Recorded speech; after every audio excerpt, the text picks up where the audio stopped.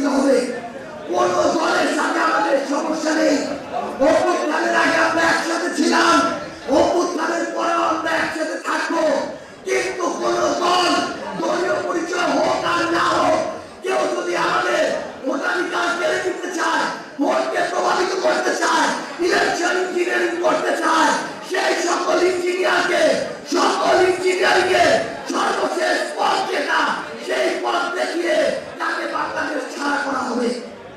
আগামীতে আমরা স্পষ্ট করে শুধু একটা কথা বলে দেই, আমরা আমাদের ভোটাধিকারটা চাই। আমরা আমাদের প্রতিষ্ঠানগুলোকে স্বাধীনভাবে ফাংশন করতে দেখতে চাই। আমরা জনগণ প্রত্যেকটা প্রতিষ্ঠান থেকে আমাদের যে সেবাগুলো, এই সেবাগুলো বিনা টাকায় পাইতে চাই।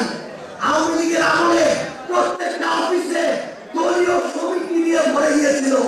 একজন ডাক্তারকেও কর্মচারী সমিতিরা তটস্থ করে রাখতো। আমরা ওই বাংলাদেশ দেখতে চাই না, যে বাংলাদেশে অন্য আরেকটা দলের সমিতি আবার মানুষকে তটস্থ করে রাখবে। পরিশেষে একটা কথা বলে শেষ করবো, যারা এর আগে অন্য দল করতো, অপরাধী ছিল না, তারা ঠিক মতো থাকুক, আমাদের সমস্যা নাই। কিন্তু ফ্যাসিবাদের যারা প্রমাণিত দোষর, যারা জুলাইয়ের প্রমাণিত বিরোধী, তাদেরকে যদি আপনারা প্রশ্রয় দেন, যে ফাঁদ আপনারা তৈরি করছেন, ওই ফাঁদেই আপনাদের শেষ হবে। এই সরকার গঠন করার পর তারা তাদের জায়গা থেকে যেমন বেশ কিছু ভালো উদ্যোগ দিয়েছে, যেমন বর্তমান প্রধানমন্ত্রী জনাব তারেক রহমানের বেশ কিছু উদ্যোগকে আমরা প্রশংসা করতে চাই।